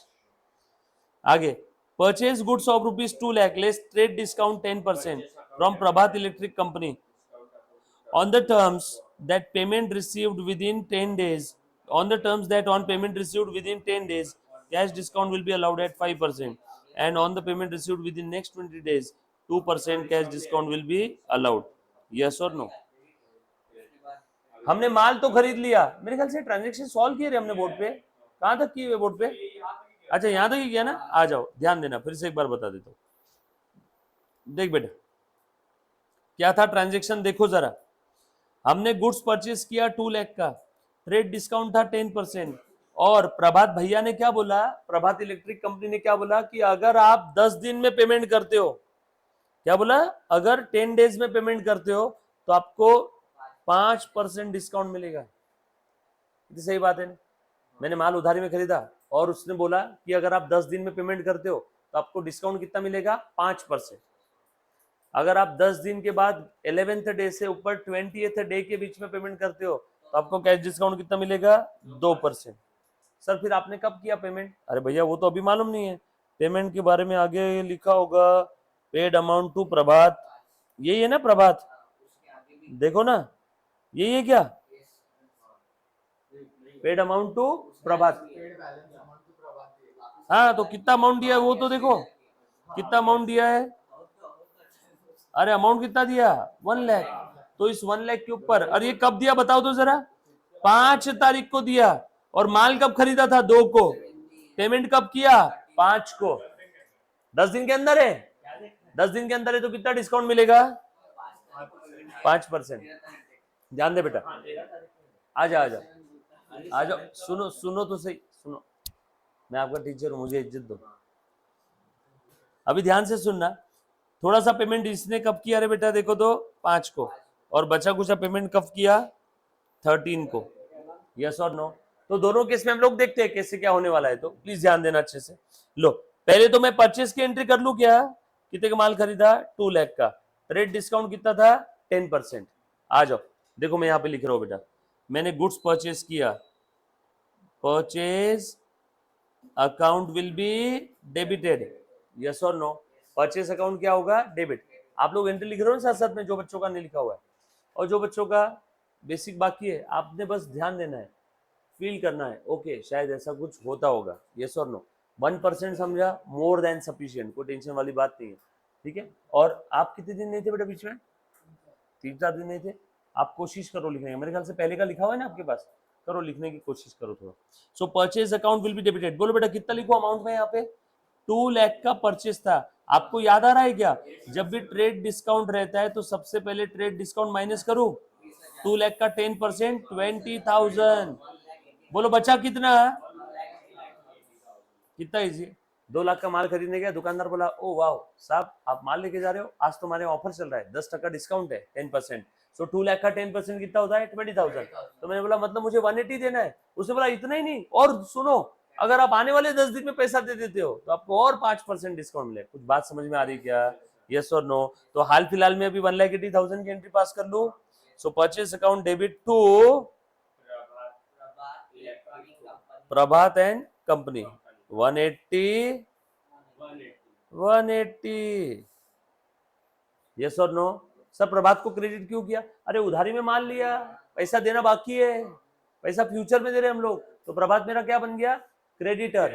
Creditor का क्रेडिट बैलेंस, क्रेडिटर्स बढ़ते हैं तो क्रेडिट करो, कम हुए तो डेबिट करो। कुछ बात समझ में आ रही क्या, यस और नो। चलो आगे, तो उधारी में माल खरीदा तो प्रभात मेरा क्रेडिटर बन गया, यानी क्रेडिटर्स बढ़ गए, क्रेडिटर्स बढ़ते हैं तो क्रेडिटर्स को क्या करते हैं, क्रेडिट।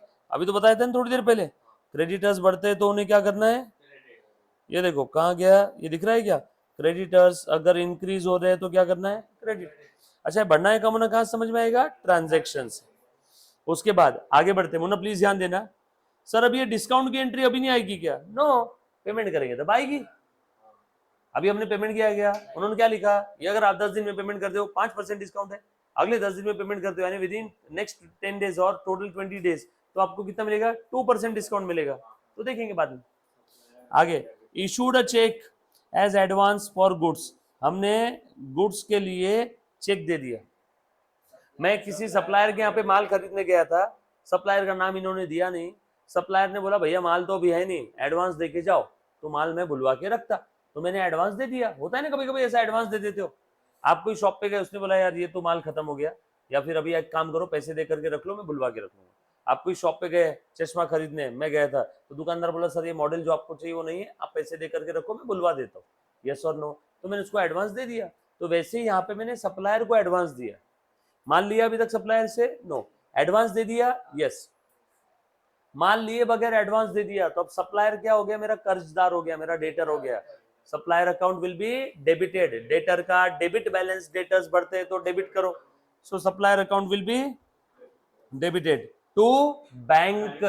चेक दिया है, कैश नहीं, कैश दिया रहता तो टू कैश लिखता, तो लिखा के बेटा सभी ने entry supplier to bank. Narration भी लिखोगे advance given to supplier,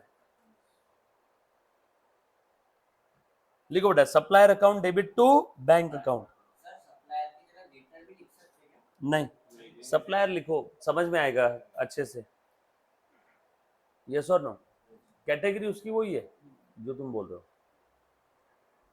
done. उसके बाद purchase goods of ₹2 lakh less 25% trade discount and paid immediately availing cash discount of 2%। भाई साहब माल खरीदा 2 लाख का, उसमें 25% ट्रेड डिस्काउंट था और इमीडिएट पेमेंट करने पे और 2% कैश डिस्काउंट मिला। चलो अभी कर लेते हैं, बोलो बेटा कितने का माल खरीदा? देख बेटा स्क्रीन पे ध्यान दे, 2 लाख का माल खरीदा, बोलो टीडी ट्रेड डिस्काउंट कितना मिला? भाई साहब कितना हुआ? 2 लाख का 25%, 50,000। बोलो कितना पैसा देना है? 150। और 150 में तुरंत पेमेंट करने गया तो उसने बोला साहब बधाई हो, आपको और 2% डिस्काउंट मिलता है, इसका 2% 3,000। तो बोलो मैंने पेमेंट कितना किया होगा? पेड 1,47,000। परचेस की एंट्री कितने की बनेगी? 150 की। सो purchase account will be debited. अच्छा जिस किसी को एंट्री नहीं आई ना, साइड की वर्किंग भी लिख लेना। ये वर्किंग पेपर में नहीं लिखा तो भी चलेगा, ये आपके समझाने के लिए कि कौन सी फिगर कैसी आई। तो पेपर में आपने डायरेक्टली जर्नल एंट्री और नरेशन लिखना है बस, ये वर्किंग आपके लिए है, ये वर्किंग एग्जाम में आंसर का पार्ट नहीं है, मेरे ख्याल से ऑलरेडी मैंने बोला है, ये सिर्फ आपको जर्नल एंट्रीज लिखना है, राइट। ये वर्किंग बस आपके लिए दोस्त यारी में। हाँ, परचेज अकाउंट क्या होगा? Debit 1,50,000 to cash account. Cash कितना पे किया बेटा मैंने? हाँ चलेगा, ऊपर नीचे कैश चला गया ना, बिजनेस से कैश चला गया, नहीं कैश कम हो गया। कैश का डेबिट बैलेंस, कैश बढ़ती है धंधे में तो डेबिट करो, कैश कम होती है तो क्रेडिट करो। बढ़ रही है कम हो रही कहाँ समझेगा? ट्रांजैक्शन से। ट्रांजैक्शन में लिखा है कैश पे किया यानी कैश कम हो। हाँ बोलो बेटा। किसमें? कहाँ पे? हाँ नहीं नहीं, तो माल बेचा भी होगा ना, बीच में पैसे आए होंगे ना, चेक करो।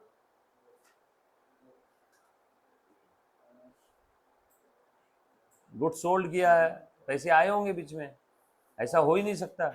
अगर ऐसा है नेगेटिव कैश है तो क्वेश्चन ही गलत है। 5 तारीख का है सेल्स वाला। कौन सा? 5 तारीख। कौन सा? 5 तारीख। 5 तारीख को उसके पहले का नहीं। तो बैंक में होगा। बैंक में कितने पैसे हैं? सेल तो 5 तारीख। बैंक में तो भरपूर है, तो बैंक से दे दो, टू कैश और टू बैंक, ऐसा लिख दो, टू बैंक अकाउंट। ठीक है, क्वेश्चन गलत होता था अगर आपके पास जितनी कैश है उससे ज्यादा पेमेंट हो रहा है, मतलब क्वेश्चन गलत है। ठीक है, कहीं ना कहीं कुछ ना कुछ दिया रहेगा। अब यहाँ पे आपके पास में कैश कम है तो आपने कहां से पेमेंट कर दिया, ऐसा अजम्पशन ले लेना, बैंक से। उसके बाद हाँ बोल बेटा। कैश और बैंक में इक्वल बैलेंस का तो कोई भी लिख सकती है। हाँ कोई भी लिखो।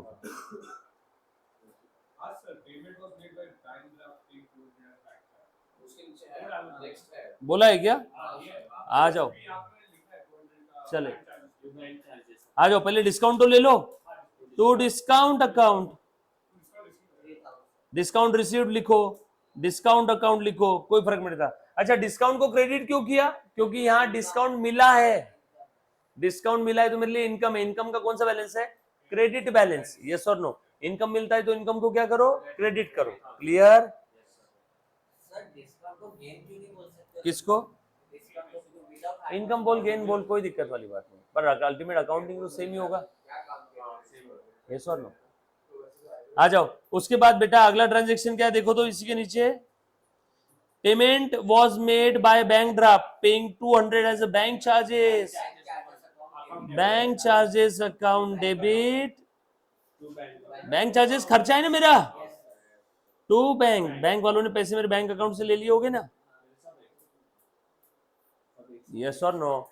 हाँ एक साथ भी लिखा तो भी चलेगा, अलग अलग लिखा तो चलेगा, एक साथ लिखा तो भी चलेगा, ये दोनों एंट्री कंबाइन अगर किया तो भी चलेगा। Purchase account debit, bank charges account debit, to bank to discount, चलेगा। All set? चलू क्या आगे? उसके बाद next sold goods against cash कितना है बेटा बताओ? 40,000। वेरी गुड, लिखने की भी जरूरत नहीं। Cash account debit to sales, माल बेचा पैसे आ गए, पैसे आ गए कैश को डेबिट करो। माल बेचा इनकम, इनकम का क्रेडिट बैलेंस, इनकम बढ़ रही है तो उसे क्रेडिट करो। यस और नो? क्लियर? उसके बाद में sold goods to Mohit on the terms that, फिर बाकी है क्या? Payment made to, sorry, paid amount to Prabhat electric and company on account, बराबर है। प्रभात को पहले से देना बाकी था ना, प्रभात को हमने पेमेंट किया 5 अप्रैल को। उसने बोला था विद इन 10 डेज अगर पेमेंट कर दोगे तो 5% का डिस्काउंट मिलेगा। हमने पेमेंट कब किया उसको? 5 अप्रैल को। यस, ये तो विद इन 10 डेज है, तो मुझे इतने अमाउंट पे कितना डिस्काउंट मिलेगा? 5%। इतना अमाउंट मैंने जल्दी पे किया ना, तो 1 लाख के ऊपर मुझे कितना मिलेगा? 5%। सब लोगों को समझ में आ रहा है क्या? ध्यान से सुनना। Paid amount to Prabhat electric company on account ₹1 lakh. चलो इसकी एंट्री पास करो सब लोग, है ना? करो, पास करो एंट्री बेटा। इधर कोई नहीं है क्या यार?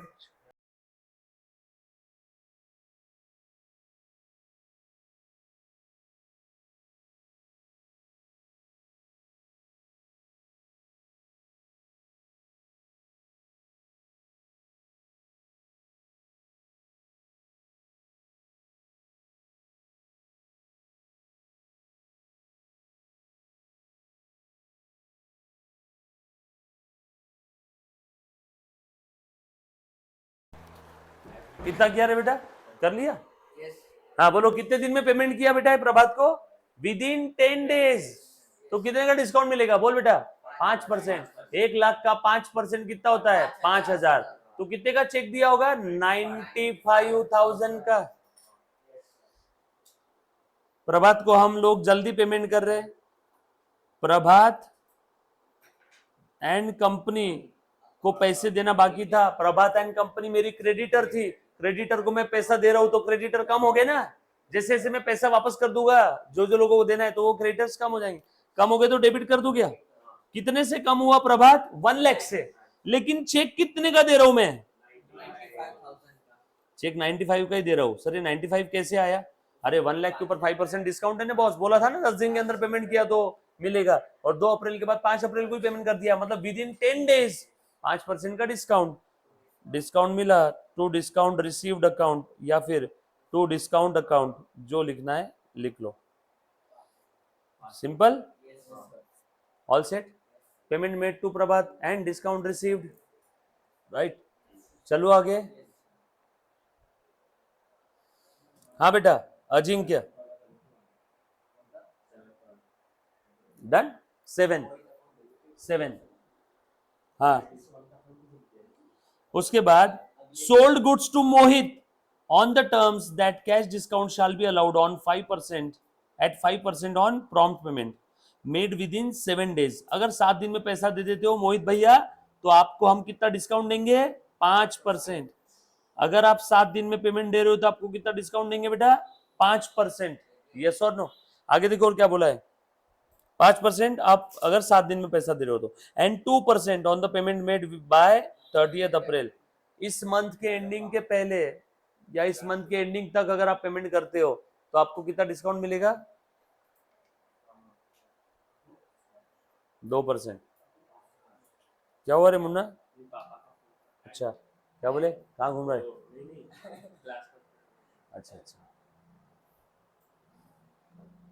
बस 5 मिनट बोलो। आज मैं ना आपको ये आपका थोड़ा सा लाइनअप करता हूँ। अब आप लोग इतने मैच्योर हो गए हो कि अब आप लोगों को मैं काफ़ी सारी प्रैक्टिस के लिए क्वेश्चन दे सकता हूँ। तो अब थोड़ा सा आप लोगों को सभी को आना है। ऐसा कोई नहीं कि कोई बच्चा छूटेगा नहीं, प्रैक्टिस सभी से करवाना है। अगर कोई बच्चा अगर चाहता है कि नहीं सर मैं प्रैक्टिस के लिए सेपरेट रजिस्टर बनाना चाहता हूँ, तो सेपरेट रजिस्टर भी मेंटेन कर सकता है ना। आपको पूरा प्रॉपर शेड्यूल लिख करके देता हूँ। अभी मैं यहाँ पे दोपहर में ही आ जाता हूँ 3 बजे। 3 बजे आने के बाद पर ये लेक्चर रहते और बाकी के तो, और आपका पर्पसफुली लास्ट में क्यों रखा मैंने मालूम है क्या? क्योंकि कि नहीं देखो 12th वाले बच्चों को अब बेसिक की जरूरत नहीं है। अकाउंट के अंदर में तकलीफ उसी को आती है जिसका बेसिक वीक है, इसलिए पर्पसफुली आपका लेक्चर में लास्ट में रखा। काफी बार क्या होता है मेरा लेक्चर खत्म हो जाता है, मैं निकल जाता हूँ, किसी बच्चे को कोई अकाउंट्स में डाउट पूछना रहता है, बरोबर है क्या? तो वो रह जाता है क्योंकि तुरंत बाद में हर्षा मैम का लेक्चर रहता है, यस और नो। तो लास्ट में रखा है, लास्ट बट नॉट लीस्ट। तो आराम से जो बच्चों को डाउट है मेरे साथ में डिस्कस भी कर सकता है। और दूसरा एक और चीज़ है कि यहाँ से जाते समय थोड़ा सा मैम को पहले जाना पड़ता था ना, उतना कच्चा रास्ता, तो फिर इसलिए मैम ने रिक्वेस्ट किया कि यार मैं पहले जाती हूँ, बोले भैया तो कभी प्रॉब्लम हो जाती है, दिक्कत होती है रास्ते में, वो बीच का कच्चा रास्ता है ना, लाइट वगैरह भी नहीं है उधर, तो इसलिए मैम को 9:30-10 बज जाते थे यहाँ से निकलते निकलते।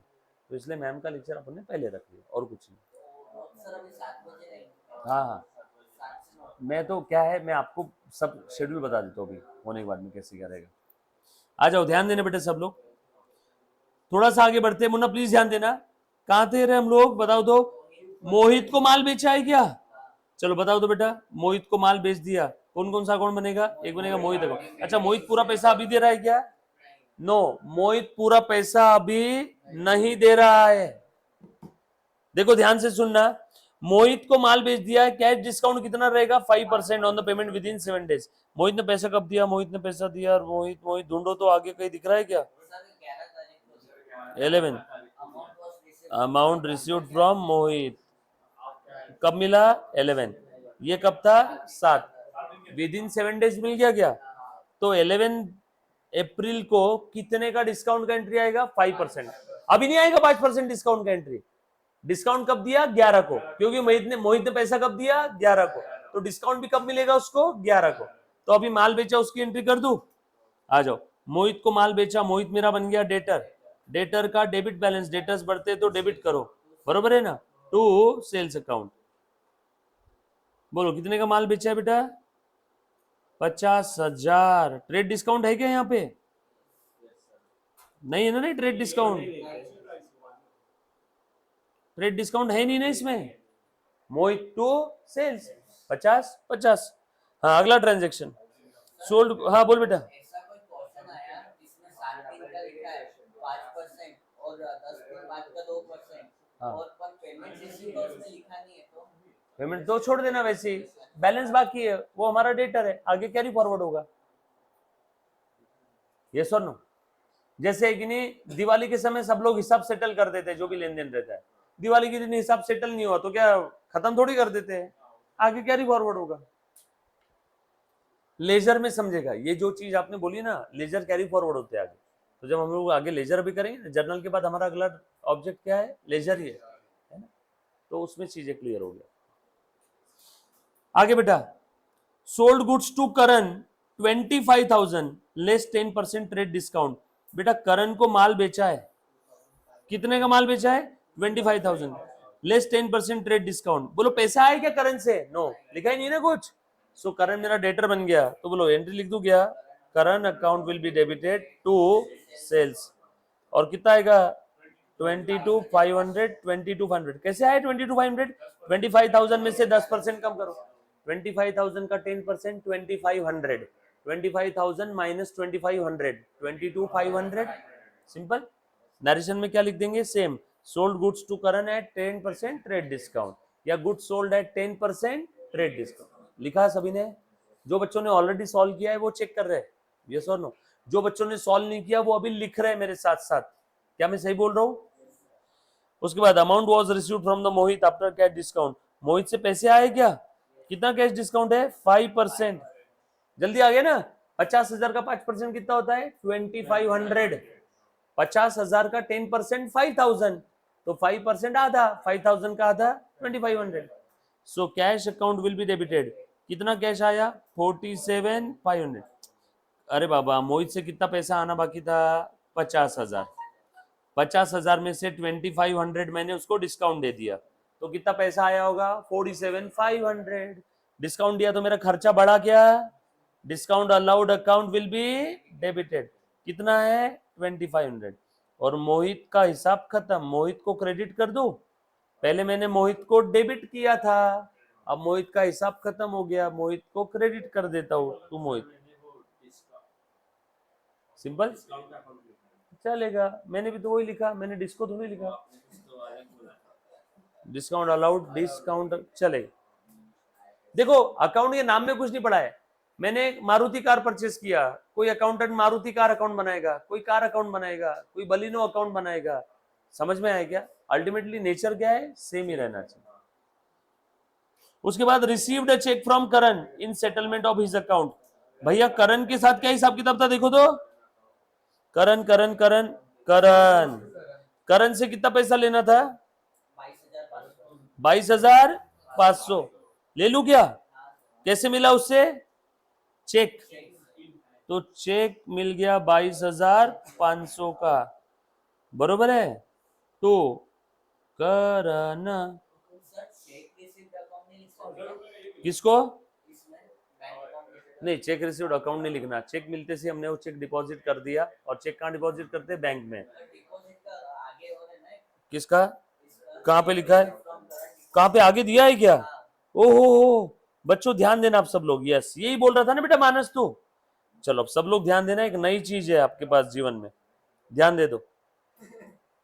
आ जाओ, मानस ने शायद यही चीज पूछा था, चेक रिसीव, पर ट्रांजेक्शन तो सेम था ना। आ जाओ, अब ये चीज आपको आज तक के बेसिक्स के अंदर में बताई नहीं गई है, अच्छे से ध्यान से सुनना। बच्चों हम लोगों को चेक मिलता है तो हम लोग उस चेक का क्या करते हैं? ऑप्शन ए, अचार डालते हैं। ऑप्शन बी, मुरब्बा बनाते हैं। ऑप्शन सी, एरोप्लेन बना के, और या ऑप्शन डी, बैंक में डिपॉजिट करते हैं। बैंक में डिपॉजिट। अच्छा, कोई चेक अपने पास आने के बाद उसको मस्त फ्रेम करके रखते हैं, 1 हफ्ते बाद डिपॉजिट करता है, आते ही तुरंत, जितने जल्दी हो सके तुरंत ही करते हैं ना। तो हम लोग क्या अजम्पशन लेते हैं अकाउंटिंग करते वक्त, कि चेक रिसीव होते ही तुरंत हमने बैंक में डिपॉजिट कर दिया होगा। अब यहाँ कोई बच्चा बोलेगा सर चेक रात को 9 बजे मिला, तो ऐसा लिखा है क्या उसमें कई ट्रांजेक्शन में रात को 9 बजे मिला? अगर लिखा है रात को 9 बजे चेक मिला, तो रात को 9 बजे तो कोई बैंक खुली नहीं रहेगी। यस और नो? फिर भी यहाँ पे एक अजम्पशन ऐसा है कि तुमने एटीएम मशीन में जाके डिपॉजिट कर दिया होगा। तो हम लोगों को जब चेक मिलता है तो हम लोग ऐसा अज्यूम करते हैं कि चेक सेम डे बैंक में हम लोग डिपॉजिट कर रहे हैं। चेक बैंक में डिपॉजिट करेंगे तो बैंक बैलेंस बढ़ेगा क्या? इसीलिए मैं चेक जब रिसीव होता है, एटीएम मशीन में चेक डिपॉजिट होता है, कैश विड्रॉ होती है, कैश डिपॉजिट होती है, चेक डिपॉजिट होता है। यस और नो? हाँ। उसके बाद में आपका पासबुक प्रिंट भी हो जाता है। एटीएम का जो एक यूनिट है वो एज गुड एज एक मिनी बैंक है। यस और नो? आ जाओ, के छोड़ो। तो जब हमें चेक मिलता है तो हम लोग चेक को तुरंत डिपॉजिट करते हैं, ऐसा अज्यूम करते हैं। इसीलिए चेक मिलता है तो हम लोग लिखते हैं बैंक अकाउंट डेबिट, कैश मिला तो कैश अकाउंट डेबिट। लेकिन कभी कभी जैसे इस वाले केस में करण से चेक मिला, बरोबर है बेटा, करण से चेक मिला और आगे लिखा है check received from Karan deposited into bank.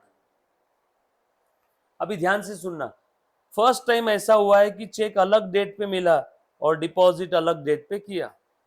वैसे 14 अप्रैल को भी चेक बैंक में डिपॉजिट नहीं होगा, एक क्वेश्चन बनाने वाले ने गलती किया है। 14 अप्रैल छुट्टी होती है।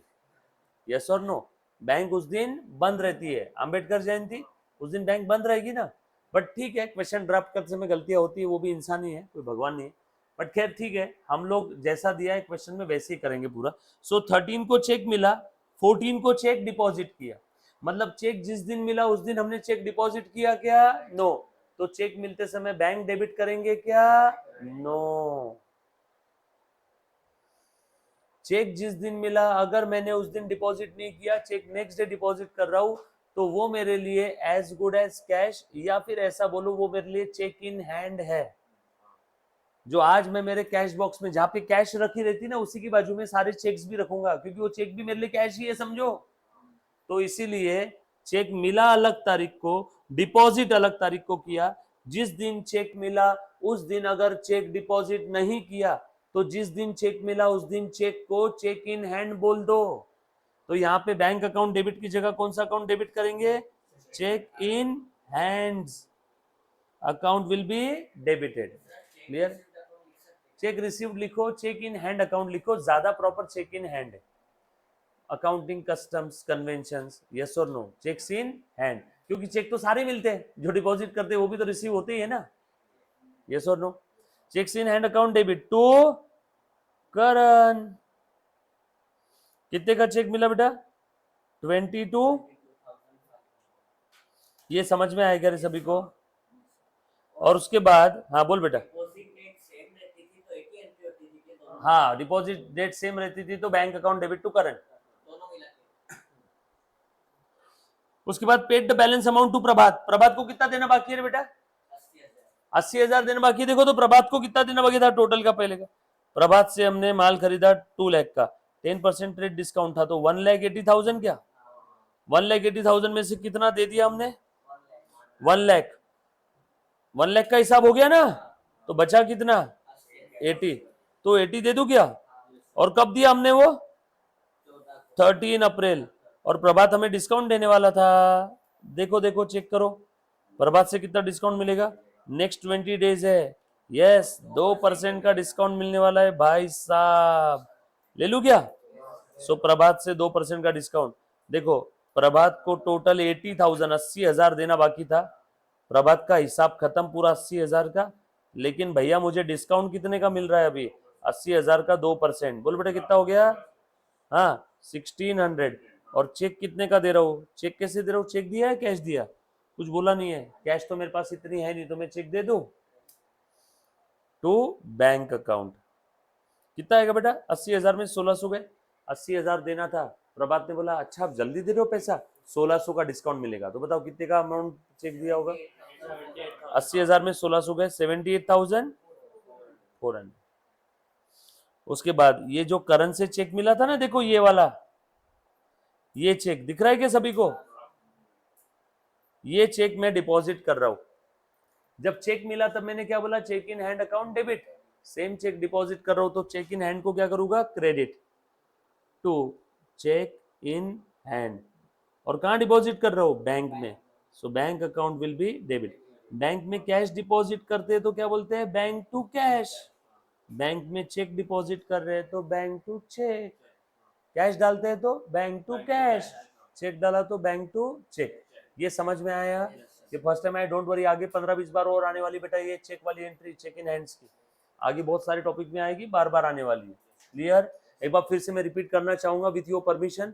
जिस दिन मुझे चेक मिला उस दिन, अगर बच्चे सोचते होंगे साला परमिशन बोलता है परमिशन लेता ही नहीं, तो मैं अज्यूम कर रहा हूँ कि आप सब लोग हाँ ही बोल रहे हो, ठीक है? जिस दिन चेक मिला उस दिन अगर मैंने चेक नहीं डिपॉजिट किया तो उस चेक को मैं क्या बोलूंगा? Cheque in hand. क्लियर? चल उसके बाद bank charge, bank charges account will be debited. तो बैंक वालों ने हमसे पैसे लिए या हमारा बैंक बैलेंस कम कर दिया? बैंक बैलेंस कम कर दिया होगा। So bank charges account debit to bank. To bank क्यों? क्योंकि मेरा बैंक बैलेंस कम हो गया ना। बैंक वालों ने अगर मुझसे हार्ड कैश लिया रहता तो मैं लिखता बैंक चार्जेस टू कैश, बरोबर? नरेशन बैंक चार्जेस चार्ज, बरोबर? बैंक चार्जेस कैश से नहीं दे सकते। नहीं जनरली कैश से देते नहीं है, बट कभी कभी क्या होता है बैंक बोलती है कि एक रिसीट बना लो, तुम्हारे पास अकाउंट में पैसे नहीं है, चार्जेस देने हैं, तो बैंक बोलती है रिसीट बना लो, कैश दे दो, जी सो नो, तो बैंक चार्जेस टू कैश। तुझे डिमांड ड्राफ्ट बनाना है, एक यूनिवर्सिटी के नाम से डिमांड ड्राफ्ट बनाना है 10,000 का, तेरे अकाउंट में 10,000 ही है। अब बता बैंक क्या बोलेगी? 10,000 का डीडी बनाना है, तेरे अकाउंट में 10,000 है, 200 रुपए चार्जेस तो दे। तो तू बोल रहा है अकाउंट से ले लो, भैया अकाउंट में 10,000 ही है तो डीडी 9,800 का बनेगा। नहीं नहीं नहीं 10,000 का डीडी बनाओ, ये लो 200 नगद ले लो। कुछ बात समझ में आई? उसके बाद insurance premium paid by ensuring, insurance premium paid for ensuring the goods. Ensuring the goods मतलब क्या होता है? गुड्स को मैं इंश्योर कर रहा हूँ, सेफ कर रहा हूँ। अरे आप लोग कार का इंश्योरेंस लेते हो, कार का कभी एक्सीडेंट हो जाए, वैसे होना नहीं चाहिए लेकिन गलती से अगर कभी हो गया तो उसके बाद में कार को जो खर्चा आएगा वो कौन देगा? इंश्योरेंस कंपनी, अगर सारी टर्म्स एंड कंडीशन फुलफिल हो रही है तो ये इंश्योरेंस कंपनी क्यों देती है? आप जवाई हो गए इंश्योरेंस कंपनी के? नो, आपने भूतकाल में प्रीमियम दिया होगा ना, तो वही आपने यहाँ पे प्रीमियम पे किया, तो बोलो प्रीमियम आपके लिए क्या है? खर्चा। जैसे आप सैलरी देते हो तो वैसे insurance premium account will be debited to bank. लिखो कैश लिखो, बैंक लिख रहा हूं मैं यहाँ पे, कितना है? 2500। और लास्ट वाला paid salary to staff by cheque, salary to bank. कुछ था इसमें? सिंपल है, पक्का? एक बच्चे ने पूछा सर सट्टा लगाना इलीगल क्यों है? उसमें तो पर्सन खुद के पैसे लगाता अपने प्रेडिक्शन के ऊपर, फिर गवर्नमेंट ने बैन क्यों किया? ओके बताता हूं, ध्यान से सुनना बेटा। एक बच्चे का बड़ा प्यारा सवाल है, सट्टा लगाना इलीगल क्यों है? मुन्ना इधर ध्यान दे अजिंक्य, सब लोग सुनना जरा, बहुत ही प्यारा सवाल पूछा अजिंक्य मनोज पाड़िया ने। मुन्ना मुझे एक बात बता, जब तुम सट्टा लगाते हो, जब तुम जीत जाते हो पैसे, तो पैसे कहां से आए? कोई ना कोई हारा है ना। सट्टा मार्केट पैसे पैदा करता है क्या? नो।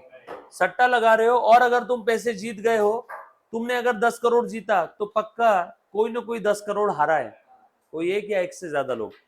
तो ये जीत हार किस भरोसे चल रही है? स्किल के भरोसे या नसीब के भरोसे? तो मुझे एक बात बताओ, जहां पे कोई मेहनत नहीं है वहां पे सरकार अगर उस चीज को बढ़ावा देगी तो हर कोई मेहनत करना बंद कर देगा और हर कोई क्या कर लेगा? सट्टा ट्राई करते, लड़ाई झगड़ा होगा ना। स्किल तुम अप्लाई करके 10 करोड़ नहीं 1000 करोड़ कमाओ, सरकार को कोई तकलीफ नहीं है। विदाउट स्किल तुम किसी का नुकसान कर रहे हो, जस्ट बिकॉज तुम गेस कर रहे हो, ये सब कर रहे हो, तो कहीं ना कहीं तुम्हारा लॉस है। तुम्हारा प्रॉफिट हुआ तो किसी का लॉस है, और किसी का प्रॉफिट हुआ तो तुम्हारा लॉस है। तो इस कारण से सरकार इसके खिलाफ है ना। सरकार ने इसीलिए देखो काफी सारे ना सट्टे वाले ऐप क्या करते हो, गेमिंग ऐप, और उसमें वो ये देते डिस्क्लेमर, ये खेलना जोखिम है, सावधानी पूर्वक खेलिए, इसमें वित्तीय जोखिम है, और जानबूझ के ऐसी टर्म यूज करते फटाफट बोलते इसमें वित्तीय जोखिम है और आप इसे सावधानी पूर्वक खेलिए। अब वित्तीय जोखिम किसको समझ रहा है? सीधा सीधा बोलना बॉस इसमें जरा पैसा लॉस हो सकता है, ऐसे वर्ड नहीं बोलते, आसान भाषा में ताकि समझ में आ जाए सबको। हाँ, तो सरकार वही है, सरकार क्या बोलती है, तुमको सट्टा चलाना है, ये लॉटरी वगैरह गेम खेलने का, तो उसमें तुम डिस्क्लेमर दो। सिगरेट के पैकेट बेच रहे तो सिगरेट के पैकेट के ऊपर भी डिस्क्लेमर रहता है, इट किल्स, बट वो दिखाते ऐसा गंदा, वो जल्दी किसी को समझ में नहीं आता। समझ में आया क्या? तो ये बहुत सारी ऐसी चीज है, तो इसीलिए सरकार चाहती है for the awareness of the आम जनता, मैंगो पीपल, ताकि उनको समझ में आए कि क्या चीज है क्या नहीं। Thank you very much guys, love you all, take care, bye. एक सेकंड रुको, आओ ना।